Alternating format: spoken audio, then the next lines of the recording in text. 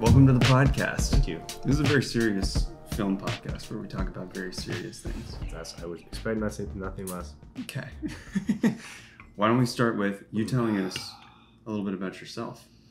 Who are you? And what is your relation to film? Or like, how do you fall into film or the film world or whatever? Well, I mean, professionally, I've been doing video stuff, editing stuff, filming stuff, just about all my life. So like, my dad was taking me on film shoots or video shoots at like 10.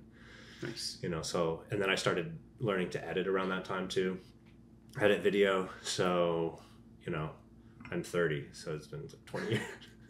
That's 20 like years. Old school, like Final Cut, or that was my first Final Cut was Final Cut 2. Dang. Yeah, Final Cut 2. You are old school. Now, by the time I was doing Final Cut 2, it was my dad's hand-me-down. It was a G3 Mac. Nice. You know, it was black. Yeah. G3. I had the white one. I think it was G3. And I think by that time he had a G4 desktop. And Final Cut 4, I think, is what he was working on. So I was always kind of tracking behind because he would give me his old software and his old computer and stuff. So we'd make little family videos and mostly music stuff. It's interesting how... You did family videos? Yeah, at the beginning, I was doing a lot of music, like music, just putting a music bed underneath and just doing cuts and stuff like that. Mm-hmm. There was actually a period of time right before I got the laptop where my dad set me up with essentially two tape decks.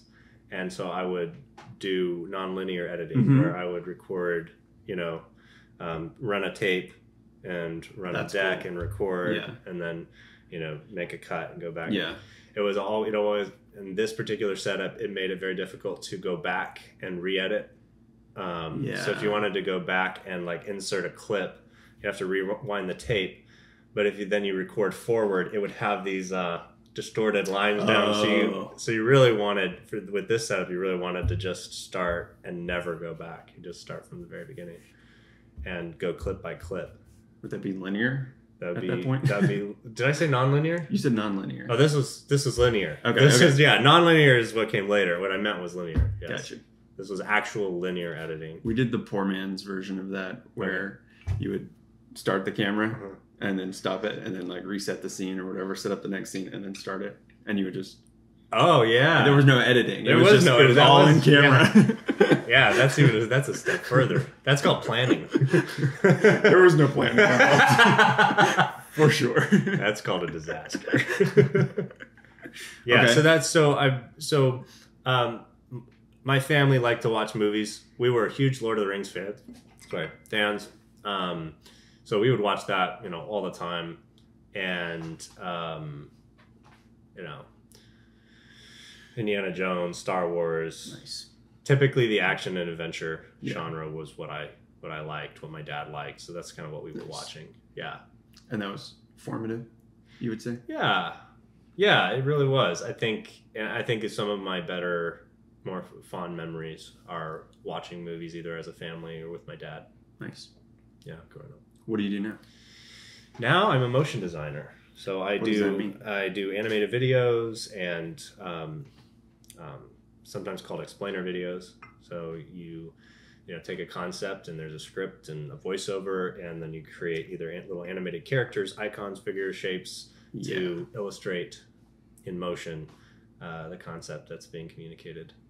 Nice. So yeah, I like it. I recently, in the last year or two, got into more 3D stuff. So integrating, in the last video that I was working on, I've been integrating a lot more 3D animation. Nice. And in a dedicated 3D program, which is cool.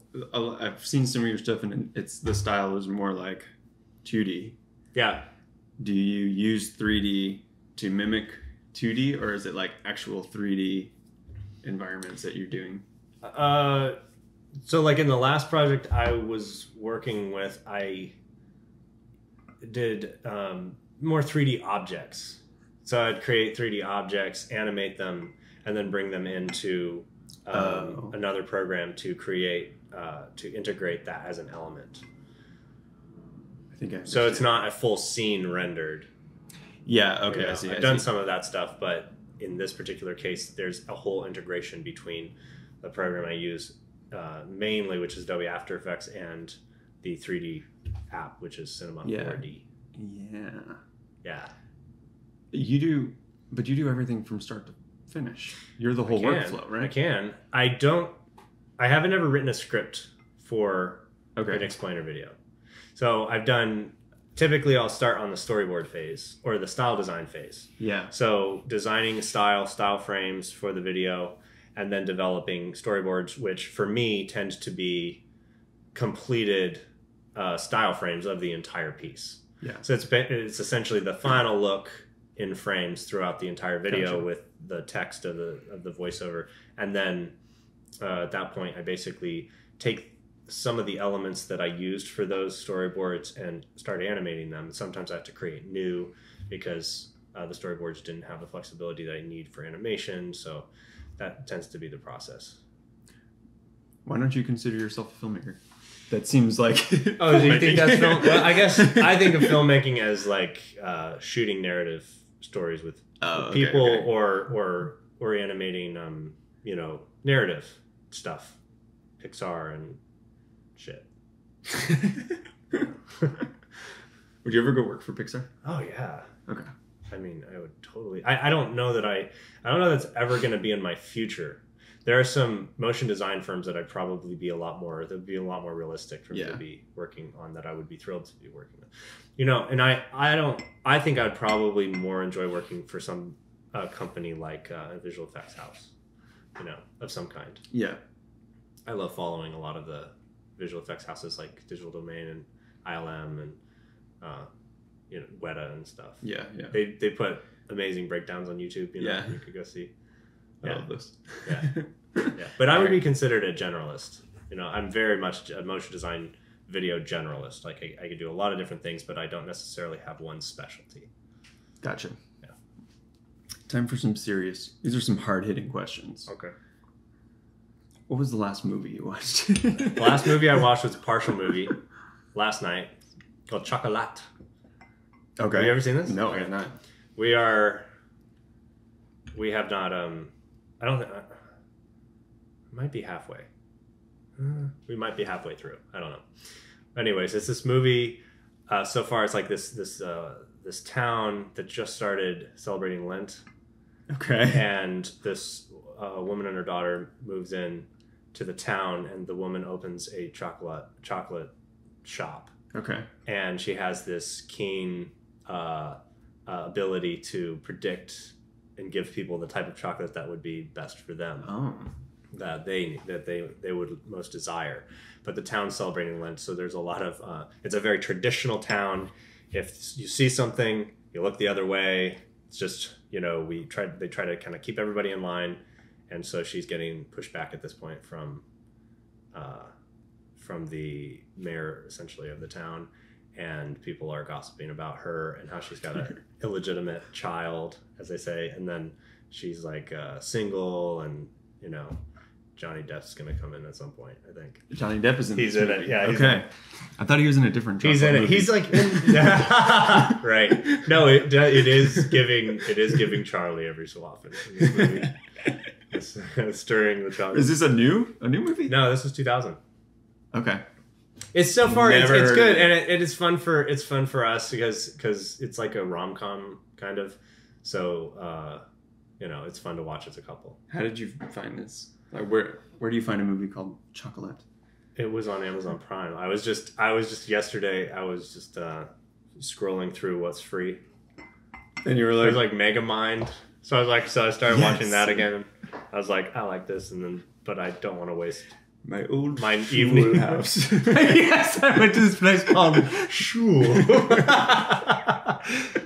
I loved it. The moment near the beginning, anyway, the moment near the beginning when his parents are like, "You are destined for," I never heard exactly. I never got the last thing they said. The spaceship, the cockpit closes or whatever. He's like, "You are destined for." I never quite caught the last part. Sounded important. It's like Anchorman. It's Anchorman as a blue alien. Yes. It's amazing. That movie's so great. And Brad Pitt and the whole like his whole like display, the goody two shoes superhero guy at the beginning, and just I love you, random citizen. Yes, that was good. I like that. That's a good one. Yeah. Okay. What else have you been watching? Indulge us. Yeah. I think I saw. Oh, I watched a movie in the theater called the one we saw. Yeah. The one we saw. The Ministry of Warfare. I like that. That was yeah. fun. Did you like that, Guy Ritchie? I like that a lot. Yeah, it was so. There's a line or an idea in the movie that it's like these men follow through on the mission. I forget exactly how it goes, but it's basically like it's not duty. They're not dedicated out of a sense of duty. It's just because they started it and they're gonna finish it. Yeah, and that's it. And I love that. There's like the only meaning there is I'm gonna do this. Yeah, and it's such an interesting motivation. What if that's all you need when it comes to being a total badass and breaking the law?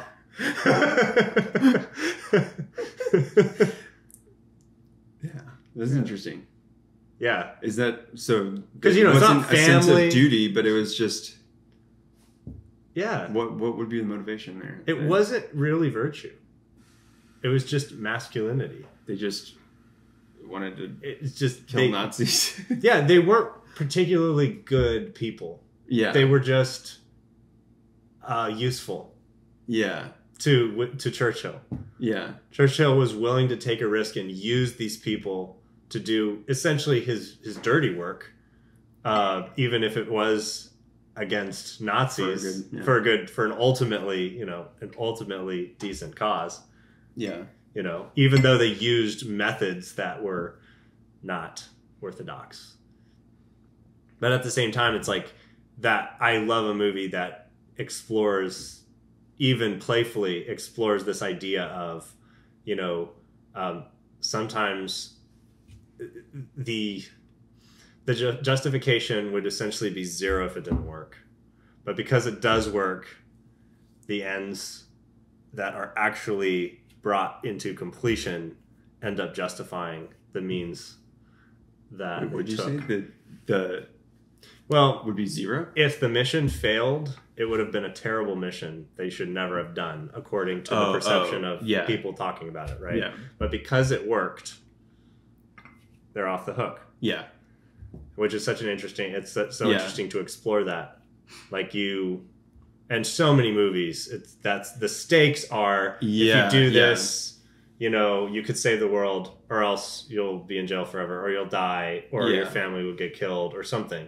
So really bad. But in this particular case, it's like, and you'll be disowned. You will be, blacklisted in the worst way possible. You will be a bad person. Yeah. You were a bad person, and whoever started this mission was a bad person, unless it works. And then you're a hero. Which is a very consequentialist framework, but in the same way, I don't think you can just push it aside and say the ends never justify the means. It's like, might be a bit of both. Yeah. Well, you get kind of the reverse of that in Black Hawk Down. Did you ever watch that? That was I haven't seen that one yet. Stressful. Oh, was it? It was really stressful. Tony Scott? I think so. Maybe? Okay. Your guess is as good as mine. Yeah. But it's like the opposite, where they went in to do something daring and then totally failed. And like having to deal with all of the fallout of the failure and all of that. It's crazy. It's a crazy story. Yeah. I love the moral quandaries. Yeah. Hollywood's pretty good at creating movies with moral ambiguity. So I'm pretty happy a lot of the time. Yeah. What's a different one that's kind of or a good example, or you feel like really accomplished that? Moral ambiguity, or like tension between different goals? The word's escaping me. I mean, can we talk about the related, but it's the idea that you can have one thing, you might want two things, but you can only have one. Sure. You might want freedom, you might want love, but you can't have both at the same time. Or can you? Okay. So a movie that explores those themes. Yeah. Can you, for example, Love and Freedom, just philosophically, it's like the idea that you can never be truly free if you're in love because you have some sort of attachment or entanglement or something like that. And then the whole idea that you could deconstruct or recontextualize or reinterpret freedom in such a way as to be most fulfilled on the other side of commitment or love or entanglement. Okay. That whole idea, if a movie explores that, that's very interesting. I can't think of one that quite does that, where it recontextualizes, like, I'm actually more free on the other side. Or, I would love a movie, and there probably are many out there, but a movie that explores a character who thinks of freedom as lack of entanglement, attachment, and one who perhaps starts out that way and decides that it is true freedom cannot be extricated from commitment. So I would love that exploration, to explore the different definitions of freedom, and you could have two characters going opposite directions. One doubles down on the marriage, the other one leaves the marriage, and then explore, like, not necessarily have an answer of this is a better life, but just say, here are different ways to think about freedom. Interesting. Explain that more, because I don't feel like I'm fully understanding. Sorry. Just to pare it down, maybe less complicated, but just like Love and Freedom. So Pirates of the Caribbean. Okay. I recently rewatched Pirates of the Caribbean. For me. Well, the tension between love and freedom. For example, can you be in love and be free at the same time? Can you be in love and be a pirate at the same time? Because pirates are free. Yeah. Right? Pirates can do whatever the fuck they want. Yeah. So a pirate is Johnny Depp is free. Jack Sparrow is free. He doesn't have attachments. He doesn't really have morality. He doesn't really have a character arc. He just does whatever comes to him at the moment. And that's why in like the I think it's the second movie, the compass he doesn't know what he wants. He he doesn't have any intention or desire that will give him some direction. It's all over the place, right? And so but Will has this attachment to Elizabeth, and they've got their love relationship. And so Elizabeth, I was trying to recall, Elizabeth's character arc goes from having a lot more structure, having a lot more quote unquote like virtue as her society would define it, and she moves into this place of moral ambiguity, freedom, being a pirate. She basically becomes a pirate. And so she's got Will, but then she's also got Jack, because Jack is basically showing her the pirate's way. And that whole idea of like, you will be free, you can be a pirate, and piracy is, being a pirate in the context of the movie is freedom. That is freedom.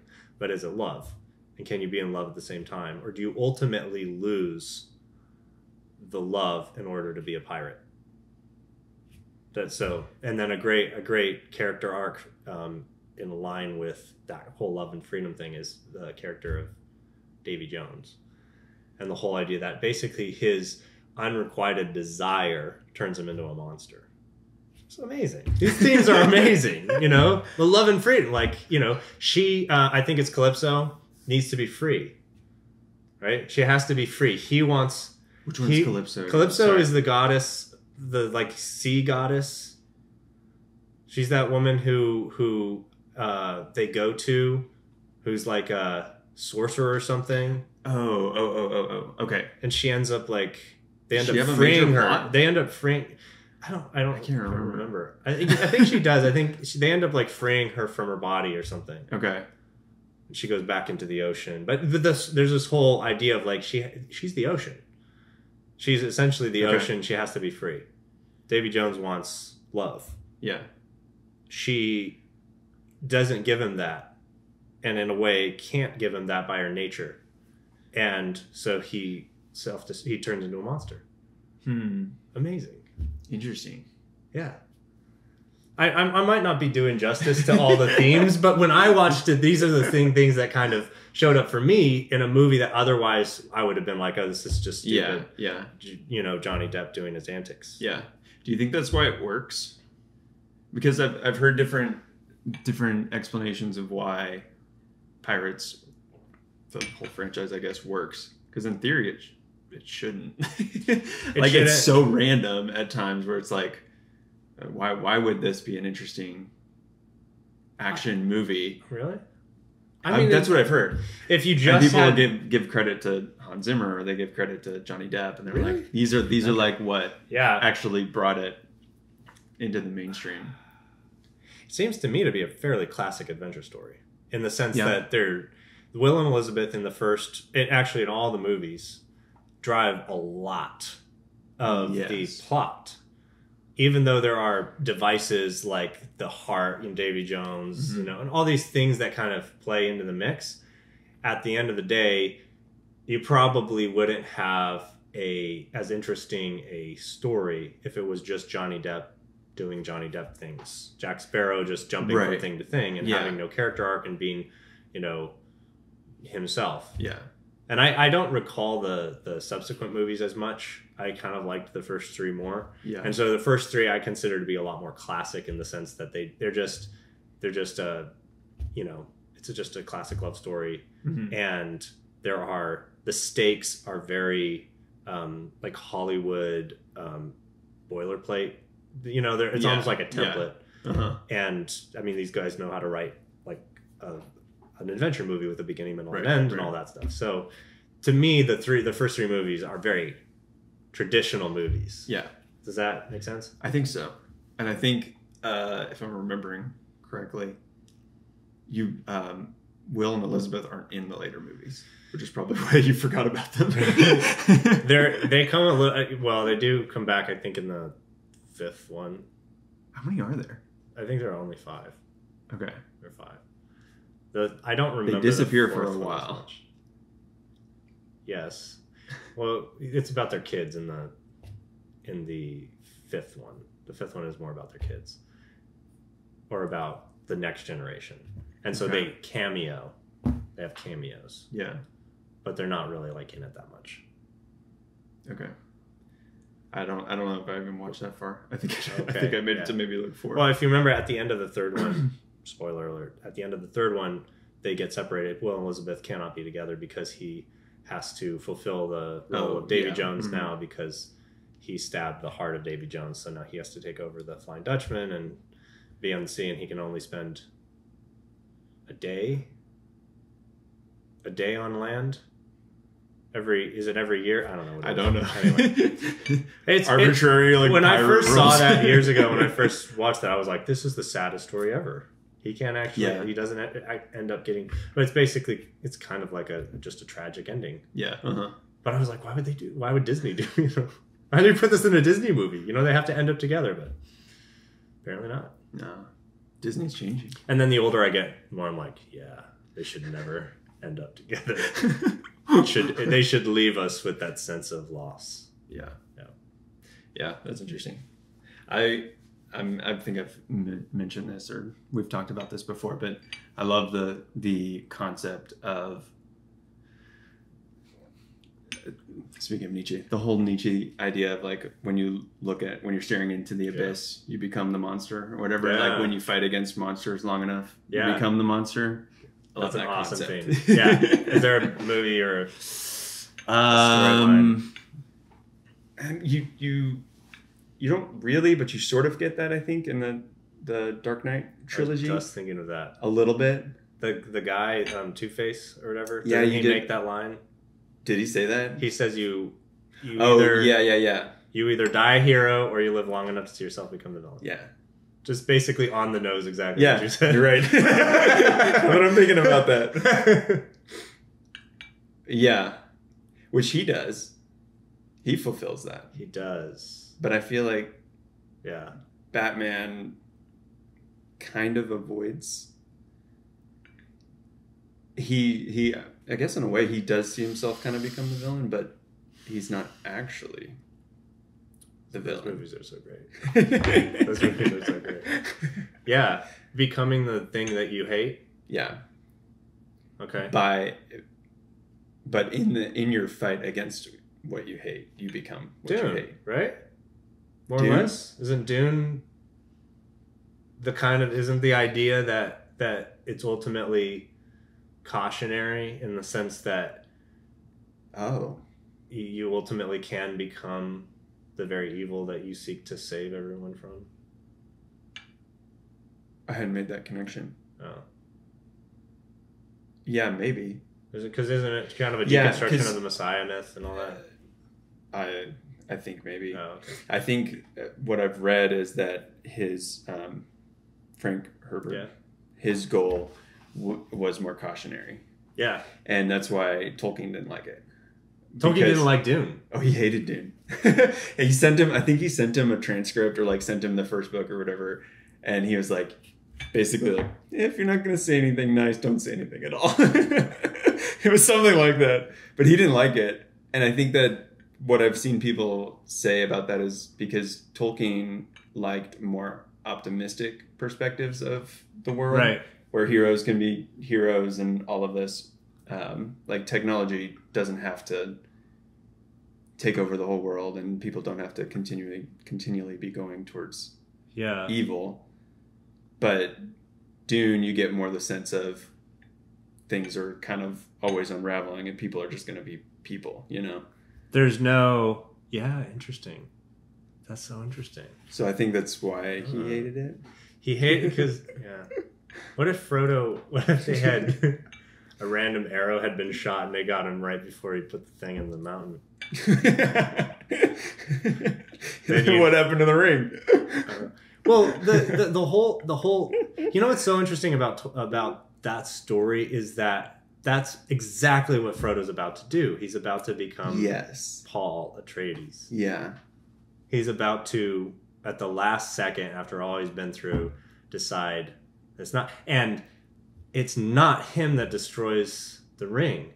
He does not, through an act of will or repentance or whatever, decide that he really should go through it. So it actually is a story of basically fate and somebody else's jealousy and greed and attachment that wins the day. So what are you talking about, Tolkien? I don't know. Ooh. You know, because is that the heroic narrative? Is that ultimately at the end of the day, the hero doesn't ultimately take the last step. He actually is willing to abandon everything at the very last second. At the very end. And the only reason that and the way that Gollum dies is in the book, it's just he stepped too far. I believe that's before what I recall. Oh, he stepped too far and he fell. After all of that. Yeah. And I love Lord of the Rings. You know, this is an amazing story. And I actually like that. I love that the hero fails at the end. Yeah. But I don't get why would Tolkien have a problem with that? That is interesting. And maybe I'm misquoting. No, I don't know. I don't know. I do know. I did hear recently in an interview with Denis Villeneuve, the director of Dune, he was saying when Herbert released the novel, he was disappointed in how much people identified with and actually thought of Paul as a hero, because he actually wanted it to be more cautionary. So Denis Villeneuve was trying to take that and create more cautionariness. That's why he made Zendaya into the sort of like the observer who's not buying it. You know, whatever. Yeah, that is interesting. I guess.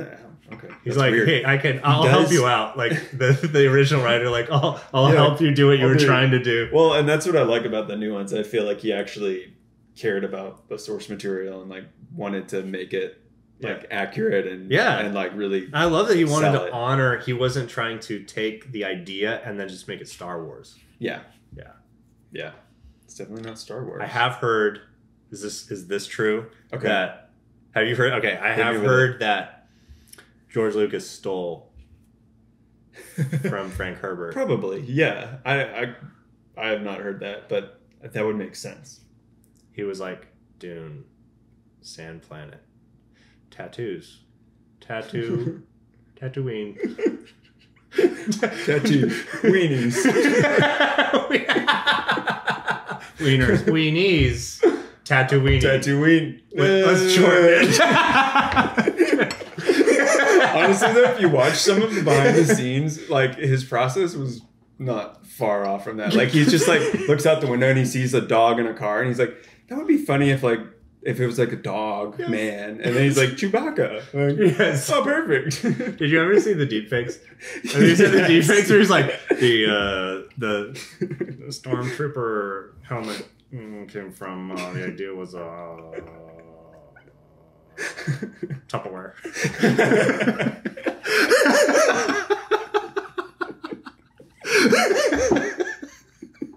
Those are good.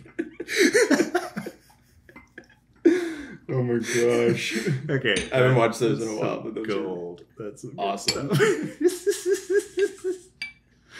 Another check for Daddy.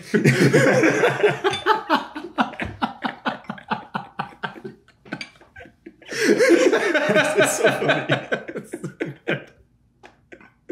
Because, oh my gosh. because the impression, the whoever's doing the impression is like nailing that whole kind of like when you watch Lucas in an interview, he comes across very much like he's like he doesn't know he did something amazing. Like I just was trying to do this thing. I don't know if he does. He doesn't even know. I mean, I think he does, but it's like I don't know if so to psychoanalyze George Lucas. Let's do it. Okay. Here are the options, right? Okay. He knows he did something great and he thinks it's amazing if he acts like if he doesn't think it was amazing. Okay. Because he's that cool. He's that sophisticated because he never wanted to make Star Wars. He always wanted to make these artsy fartsy movies. Yeah. And so so he knows it. He knows everyone thinks I'm amazing, but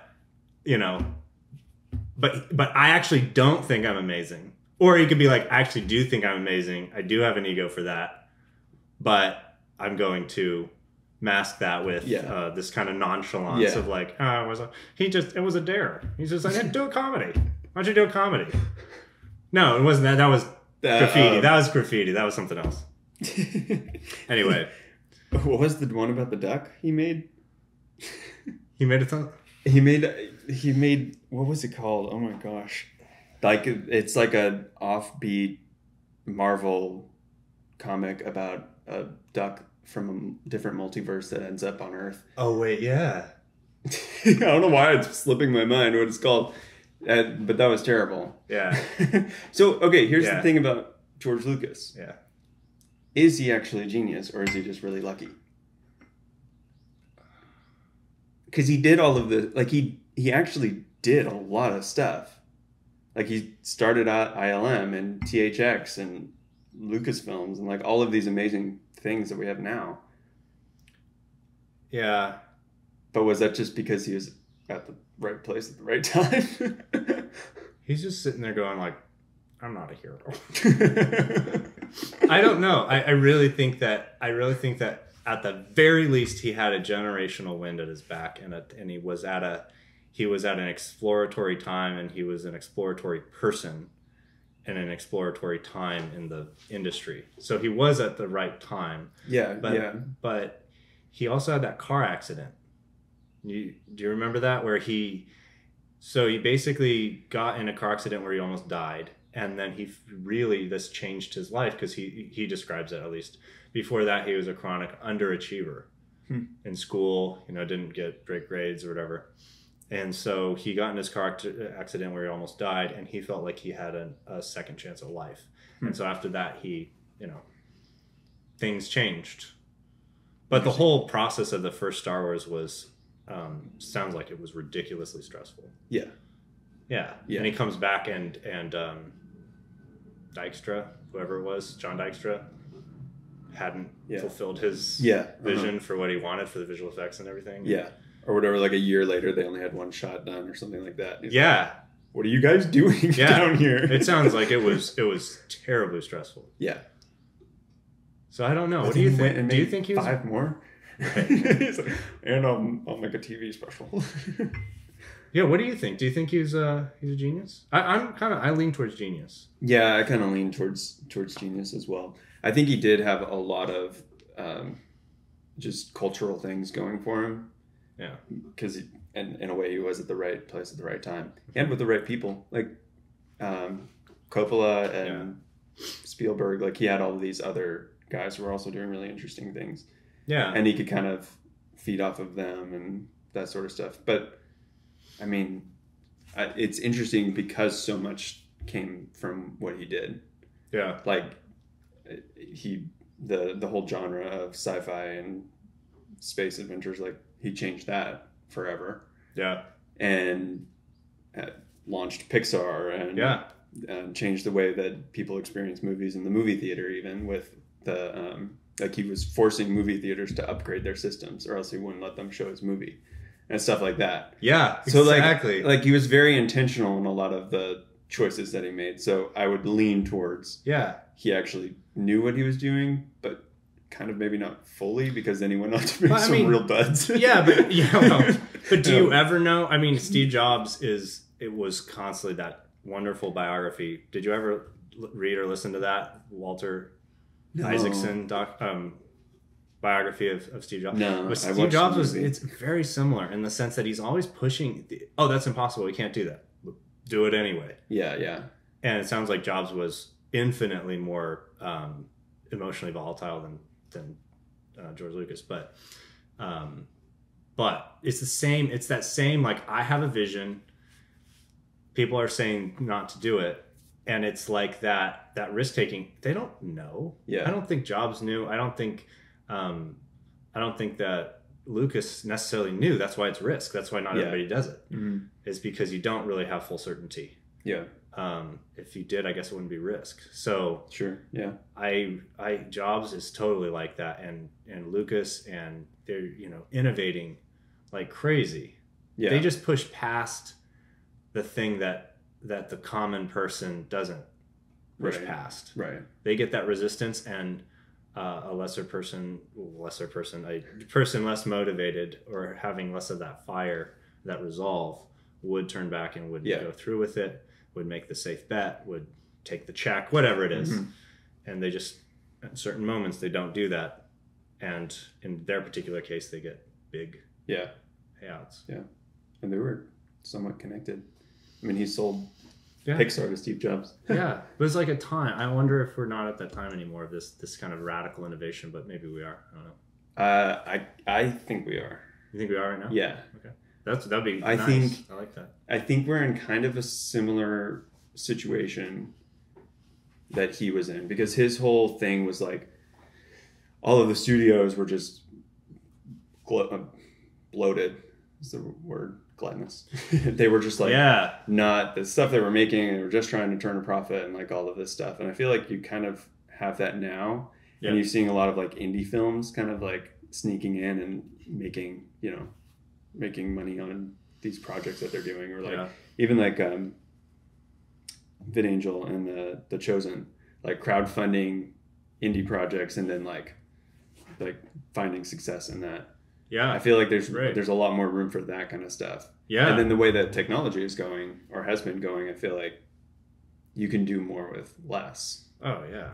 So you think that the fact, it's not just the fact of the access that filmmakers have to the tools and the distribution. You think it's actually we have the filmmakers, or we have the innovators? Yeah, probably. Okay, that would be awesome. Probably. I love that idea. I mean, I feel like they're there. Like every generation, there's a handful of people that are. I don't know, maybe there's a whole nother theory on this or something, but like you have to think like, is in every generation there's these people that are going to just push everything forward, and if given the right set of circumstances, they do it. Yeah. I don't know. That's the alternative would be something like Ross Douthat's Decadent Society. The idea that we've really hit a point where we are just turning out copies of copies of copies of copies. There's nothing really original, and it's just a society in this sort of oversaturation of the same. And so that would be the counter to an idea that we have the innovators. They're here. We do have the potential for great art, which we probably always do, but the conditions of a decadent society would kind of be like, are we seeing anything new? Are we actually seeing anything that's brave, that's courageous? Yeah, interesting. I wonder, I mean, because we're new, you know, so like every generation is new. So it's like a new chance to make new stuff, right? Yeah. And I mean, I guess maybe that breaks down because you have copies of older stuff. And I mean, Star Wars is a bunch of copies in one thing. So it's a pastiche. It's just like taking a bunch of different cultural artifacts and pop artifacts, putting it together, and here's Star Wars. Space drama. So we're original in that sense. Yeah. But I mean, what is? That's a good point. That's a good point. I would want to know more. What is the archetype for that true moving things forward originality? Because we see that certainly in technology, but when it comes to film, what are the, I guess, definers? And in film history, they would have, this movie was defining, and this Citizen Kane defined, filmmaking in this particular way. Star Wars pioneered, Right. I don't know. I get the sense that if films are stories and stories are trying to tell us something about ourselves, then you have endless opportunities to make movies and tell stories, because there's always people who need to learn about themselves. Right. Or like a generation that needs to learn about themselves. Yeah.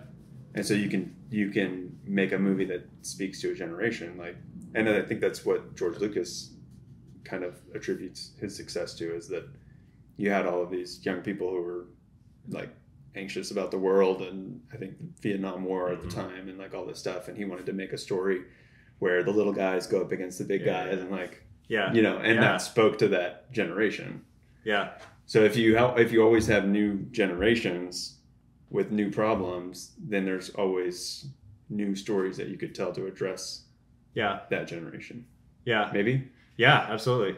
Do you be, how provocative or subversive should you be to the culture at the specific time? Versus what? Just like being entertaining? Versus siding with the cultural narrative of the time. Whatever's predominant, do you side with it and make a movie about that, or do you try side with the young people? Whatever. If you want to make money, you just find out what the young people are doing. That's a good point. You maybe tap into the anxieties of the young, not necessarily what's being stated, but what is being felt. Tap into that, and you'll have some success. So what's the zeitgeist right now for the young? What is the young? For the young? Oh, what is the young spirit? I have no access to the zeitgeist. I have no capability of interpreting the zeitgeist. I have no idea. So there's an interesting articles I was reading randomly on Taylor Swift and then Olivia Rodrigo. Okay. Both New Yorker. There's like two Swift New Yorker pieces and then one Olivia Rodrigo. But Rodrigo, younger, is like got this era of I know this is bad. I'm gonna do it anyway. We're gonna have a party. Yeah. There might be something there where there's this sense of like, I'm not apologizing. I'm not trying to make you think I'm a good person. On one hand, when it comes to fulfillment, for example, of desire, I don't have to prove to you that I'm good. I don't have to prove to you that my desires are valid. Okay. I'm just gonna do it. Okay. There might be that. Yeah. I wonder. But then what you had? And there's it's refreshing. Taylor Swift is there's well, I don't want to. I'm nowhere near a competent Swift commentator or Rodrigo for that matter. It's just interesting vignettes that I'm reading. Yeah. That Swift, there's a couple different like angles. If you're a Swiftie, obviously, she's incredible and all this. But if you're more of the cynical, like, oh, she just, Bob Iger. She's Bob Iger from music. She's more like a media mogul, like a brand creator, a demographic capturer than she is a musician or a singer. Yeah. But of course, a Swiftie would be like, how dare you, sir? She is a poet of the highest order. Whatever. Yeah, so I wonder if there's not a zeitgeist, or if it's now plural. Zeitgeists. Zeitgeistens. Like I wonder if that's... I don't speak Dutch. Dutch is too close. I don't speak Spanish. I don't speak Spanish. What was that? What? Anchorman? Oh. With Baxter, the dog's like, ruh, ruh. I don't speak Spanish. Okay, no. Okay. So that is actually a very good point. That would make a lot of sense, that there is no one spirit. We've lost the one spirit. Do we have a social imaginary, or do we have social imaginaries? Or do we have sub-social imaginaries within a dominant social imaginary? Ooh. That's a lot of imaginaries. But what you're talking about with technology is the same for ideology. So right. If technology is expanding and becoming more readily available, so is ideology. Okay. So there are the options. One philosopher calls it the Noah effect. It's basically like a supernova where it's an explosion of options. Okay. I mean, I would assume that you would have to have some sort of, like, there would have to be sub-imaginaries. Yeah. To use your word. Because you have to have at least one. Like, you have to have some basics that you can agree on. Otherwise, you can't really have a society. Yeah. Unless it's just all fear-based. So I guess it would make sense that the zeitgeist, if you think you're not plugged into the zeitgeist, it's because you're not even aware how much. So it's like we're plugged. Well, I think a lot of us are absolutely plugged in uncritically, and we think we're being iconoclastic. Okay, what? Well, we those were. I'm not that smart. No, I think like you're explaining. Was that studio scene? It was like, explain it like the 4-year-olds are dumb. Yes. No, it's the idea that the base culture is largely accepted uncritically, and what we think we are pushing against in our little countercultures and subcultures has more to do with it's almost like two products of inside the Matrix. Okay. Two warring factions. Okay. And they both think they're unplugging from the Matrix. And they're not. Oh. Because the Matrix is telling them that story. Oh. And that's exactly okay. That is exactly the point that Jean Baudrillard, the idea for the Matrix largely came from Jean Baudrillard, the French philosopher. And when he was talking about the Matrix, it's essentially what he said. The Matrix is the type of movie the Matrix would make. Oh. What better narrative would there be for the Matrix to tell you than you can take a pill and wake up from the Matrix? Sure, yeah. And here it is, and now you wake up. Yeah, yeah. And now you can see. Yeah. Maybe we can't. Because there's always another one. There's always the Matrix that told you were in the Matrix. Sure. Yeah. Yeah.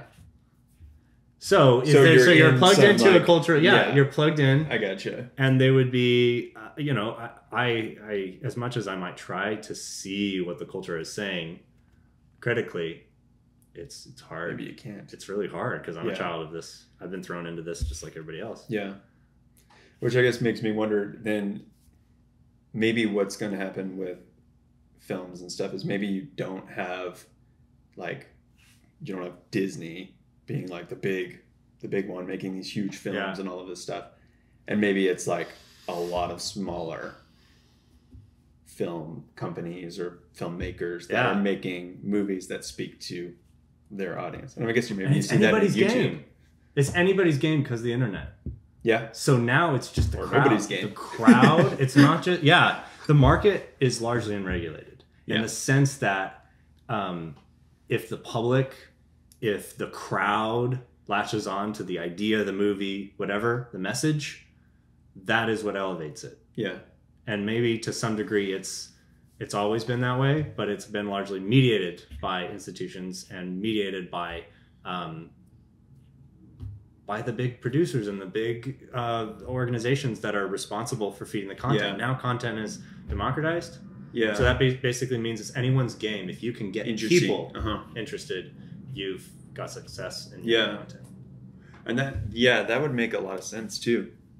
I feel like you see that. That's why we're like in reboots of reboots, because if you're trying to turn a profit as a huge corporation, you gotta like really dumb it down to the point like it's risky. It's super risky. Super risky. So that to hedge your bets, you gotta like pull it back, and it's just like, oh, we're just gonna make it funny. Yeah. Or like, let's just make it about something we all agree on. Killing Nazis. You know, like Nazis are bad. You gotta pick something. This summer, Nazis are bad. I want to see that. Oh, that's good. That's a good new message. Interesting. So it's anybody's game. I think so. Or it's everybody's game. Or it's nobody's game. Or it's nobody's. I mean, yeah. I want to be a lot more optimistic than pessimistic when it comes to our time. Sure. And the possibility. I'm not really critical of movies just in general. Like, I'll watch a movie, people would say like it's terrible, and I enjoyed it, you know? Yeah. It's like there are a lot of movies now. I think of a couple that I saw recently for the second time. Whiplash, which was a wonderful movie. It was I've only seen movie. clips. It's a good movie. And La La Land, which I think is directed by, they're both directed by the same guy. Damien Chazelle, I think so. And both amazing movies. These are great movies. Yeah. I haven't seen, I mean, they're fairly unique, you know? Yeah. They're personal, deeply personal. La La Land is all about love and freedom. It's all about, you know, can you have this thing you want and this person you want, and can you make it work? Or and how would that have gone different if you had made a different choice? Those are great. I love this. Yeah. I love this. Interesting. Do you edit these or? No, it's just going to be like this. All right. What time is it? 12:30. Oh, we still got time. Oh, okay. I was wondering if you wanted to talk about our disagreement about Spielberg. Oh yeah, let's do it. Isn't this perfect? That's perfect. Okay. We've gone all the way. Okay. And now we're here. Yeah. So you tee it up. I think Spielberg is overrated. Yeah. That's interesting. And I think mostly in the sense that I see people that really love him that are like, oh, he's like such a good, like probably the best filmmaker in the world. Sure. Or that has ever, you know. And I think he's really good. Yeah. But I feel like his stuff's overrated. Like What is overrated about it? I haven't fleshed out this thought super well. Well, maybe start with, what do people say is so great about him? And what's the distance between that and what you think is actually realistic? I'm thinking of a meme where they're like describing different directors in terms of like culinary chefs. Okay. And the one that they used for Spielberg was like a basic chef that makes a well-rounded meal for the whole family. Huh. And I'm like, okay, let's think about that for a second. Like a basic, makes a well-rounded meal for the whole family. I'm like, I mean, maybe. But that's what they were saying. They were likening Spielberg to the basic chef who makes a well-rounded meal for the whole family. Yeah. Like he makes family-friendly movies. And it's like, okay, sure. Yeah. But I just don't, like, maybe for their time they were really good. And he's made a lot of stuff. But I don't feel like that describes him well. Okay. And I feel like his stuff's good, but it's not like the best stuff I've ever, like the best films that I've ever seen, you know? But they are kind of basic. They're basic. I think they kind of are basic. Do people think he's good because of his storytelling?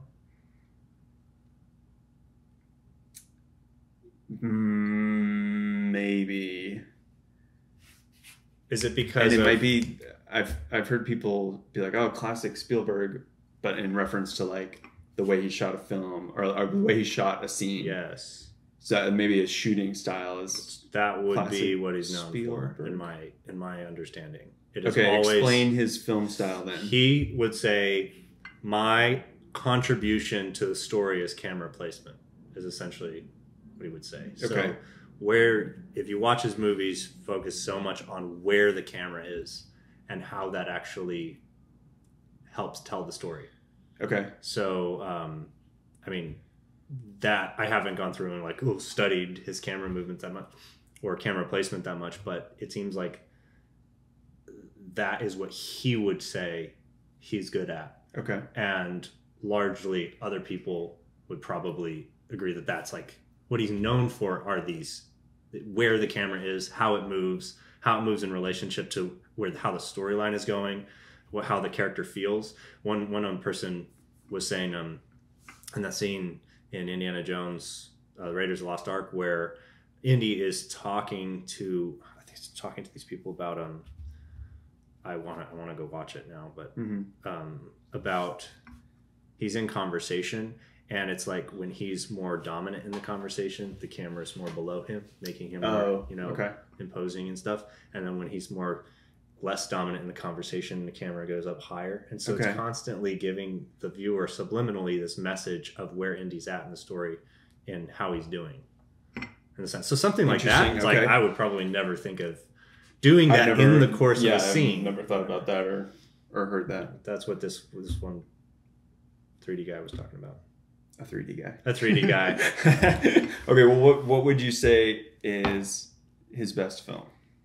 Oh, I haven't seen all his movies. Okay, well, what's your favorite of his? I mean, I love Indiana Jones. Those are great movies. Okay. Really great movies. I mean, I'm not a really good... I just haven't... I feel like I haven't seen enough Spielberg movies to really be like, this is so Spielberg, you know? I know there are things like fog, you know, he loves to load a scene with fog and light rays and stuff. Okay. He loves in dust or whatever. He loves obviously, dramatic camera angles, you know, in the terminal when Tom Hanks standing there and he's starting to realize what he's dealing with. He's realizing that he's basically stuck here or whatever, or he's confused. The camera's, you know, like orbiting around and goes. He gets smaller and smaller and smaller. There's just kind of this sense of he's lost. You know, that's done with a camera. You know, with the way the camera is in relationship to the scene. That's amazing storytelling. So people would see that and be like, Spielberg. You know, or like. Reflections. I mean, isn't he big with like shadows and reflections? I mean, the classic Indiana Jones is the silhouette of the hat, and you know, and it's iconic. Yeah, and so it's this kind of this sort of like mythological storytelling that he's able to integrate with just this, you know, the iconic silhouette of Indy and his hat and his whip or whatever, or you know, you see a window reflection. You're seeing an expression and action that's happening or whatever. Stuff like that. Isn't that amazing? Yeah, it is. Is there anything else? I don't know. Is it that when you watch the movies, you're like, meh? Yeah, a little bit. And maybe I'm misunderstanding like what he's trying to accomplish. And maybe I'm just out of time. I mean, like I wasn't born in the time when E.T. came out, so I watch E.T. and I'm like, this okay.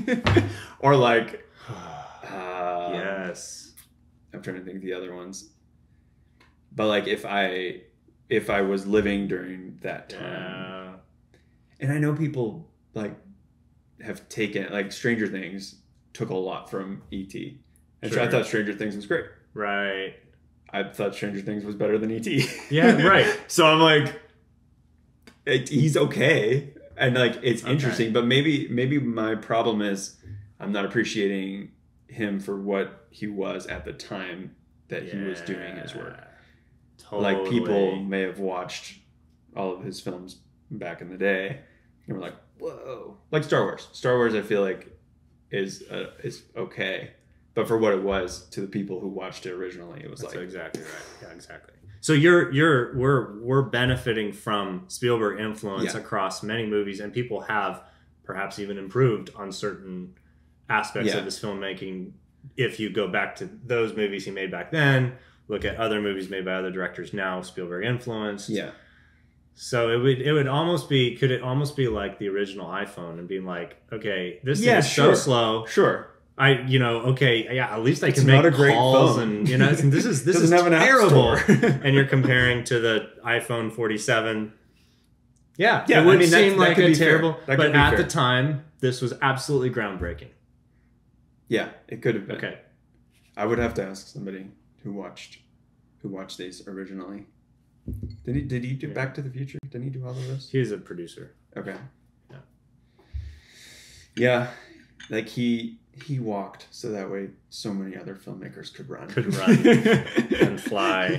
And maybe that's what it is. Maybe I'm just not appreciating his cultural influence. But I feel like when if you took his film and just kind of dropped them in the middle of films, it's like, it's okay, it's good.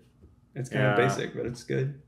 I mean, but then everybody took that and ran with it. Yeah. I mean, I just listening to this interview with Villeneuve, and he was saying, Denny. And he was saying, this is what I learned from Spielberg. Okay. This thing I learned from Maybe Spielberg. My appreciation is like too low. I guess, I don't know. I think, well, no, I do.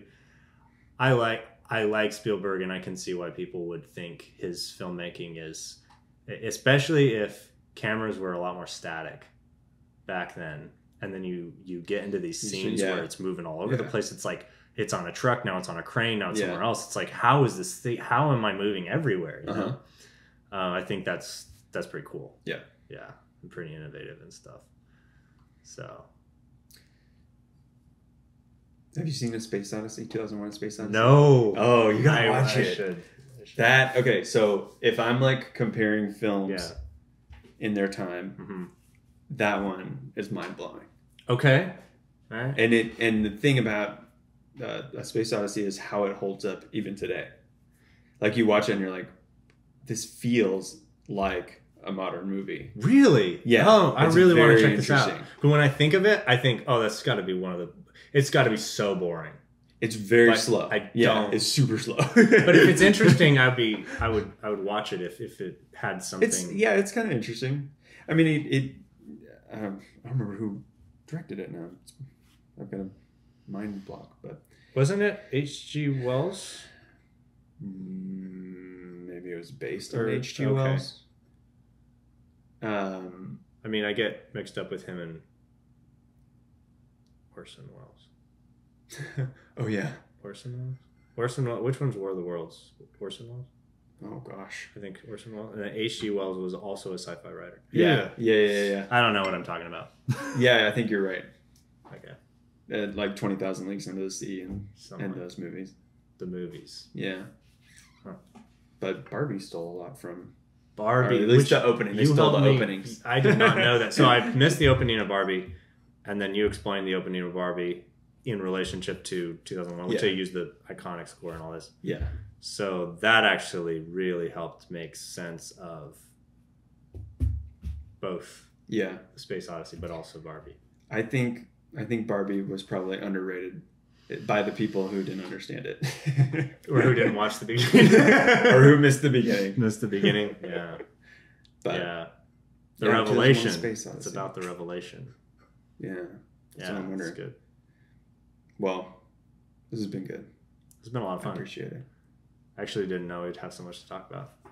It's endless. There's like endless stuff to talk about. I think next time though, and I'm already talking about next time. Hopefully, hopefully you'll join me on a second date.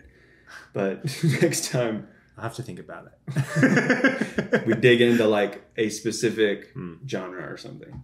It'd be cool. Or like a specific film. Like go watch 2001: A Space Odyssey. Let's talk about like all of that and like everything that came out of that. I'll have to like read Films for Dummies. Like, No. come with I don't know. You're like George Lucas. You know way more. Yeah. You're Once I just, start like, talking, acting. then I'm like, oh, I remember this and that. But Something about but the idea of a podcast talking about movies, I'm like, I don't know.